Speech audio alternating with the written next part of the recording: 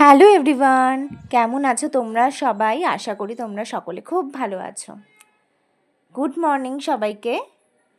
তো দেখো, আজ সকালবেলা আমি উঠে পড়েছি। উঠে আমি ফার্স্টেই ফ্রেশ হয়ে নিয়েছি, তারপরে এখন আমি বারান্দায় এসে গেছি। এক কাপ চা নিয়ে আমি বারান্দায় এসে বাইরের দৃশ্য দেখতে দেখতে চাটাকে উপভোগ করছি। আজ হচ্ছে মঙ্গলবারের একটা ভিডিও আমি তোমাদের সাথে শেয়ার করব। তো চা খাওয়া হয়ে যাওয়ার পরে তারপর দেখো একটু মায়ের কাজে আমি হেল্প করছি, সেটা কিনা ঘরটাকে পরিষ্কার করছি। তারপর দেখো আমি ফ্রেশ হয়ে চলে এসেছি, একটু বেরোবো তাই জন্য। তো এখন বাইরে যা গরম, তাতে সানস্ক্রিন ছাড়া তো মানে ভাবতেই পারছি না বাইরে যাওয়ার কথা। সানস্ক্রিন, সানগ্লাস, তার সাথে হচ্ছে তোমার ছাতা। তো যথারীতি দেখো আমি ভালো করে সানস্ক্রিনটা মুখের মধ্যে লাগিয়ে নিচ্ছি। এটা দেখো, তোমাদের সাথে একটা জিনিস আমি শেয়ার করছি।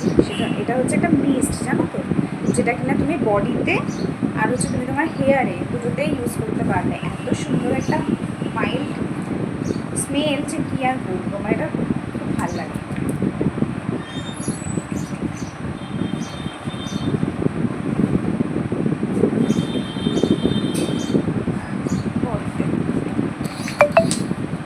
যে জিনিসটা দেখছো, এটা হচ্ছে আমার মা বানিয়ে দিয়েছে আমার, জানো তো। এটা হচ্ছে একটা হ্যাঙ্গারটা না ভেঙে গেছিলো, সেটাকে আবার জোড়া জোড়া দিয়ে দেখো বানিয়েছে। এখানে আমি আমার ক্লিপ রাখি। আসলে দেখবে যে জিনিসটা আমাদের সাথে থাকে, সেই জিনিসের প্রতি একটা কেমন মায়া পড়ে যায়। তখন মনে হয় কি যে সেটাকে যে কোনোভাবেই হোক রিউজ করবো, ফেলে দিতে না খুব গায়ে লাগে। ভাবছি আমার এই একই হেয়ার স্টাইল, আমার এই তার কাটানো খোপা, গরমকালে যেন আমার কিছু ভালো লাগে না।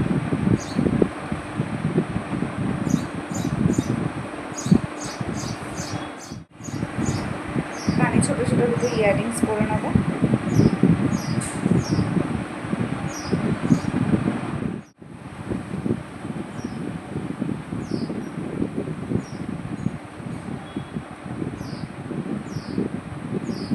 আমি না আবার এই লিপ লাইনার ছাড়া লিপস্টিক পরতেই পারি না। ওরা তো দূরে থাকুন, ভাবতে পর্যন্ত পারি না লিপ লাইনার ছাড়া লিপস্টিক।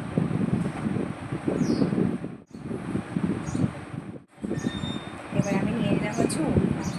জানো তো, আমার এই ছোটোবেলা থেকে না ওড়না পরতে খুব ভালো লাগে।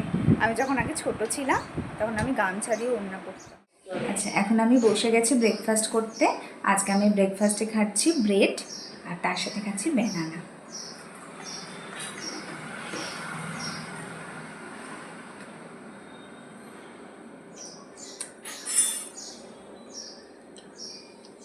যেটা বলতে চাইছি সেটা হচ্ছে, আমি তো ধরো নিজেই ভিডিও বানাই, নিজেই এডিট করি, আবার কোনো কোনো ভিডিওতে দেখবে ভয়েস ওভারে দিতে হয়।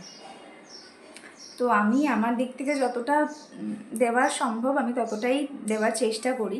তো তোমরা যারা যারা আমার ভিডিওটা দেখছো তারা প্লিজ অন্তত একটা করে লাইক বা কমেন্ট করো।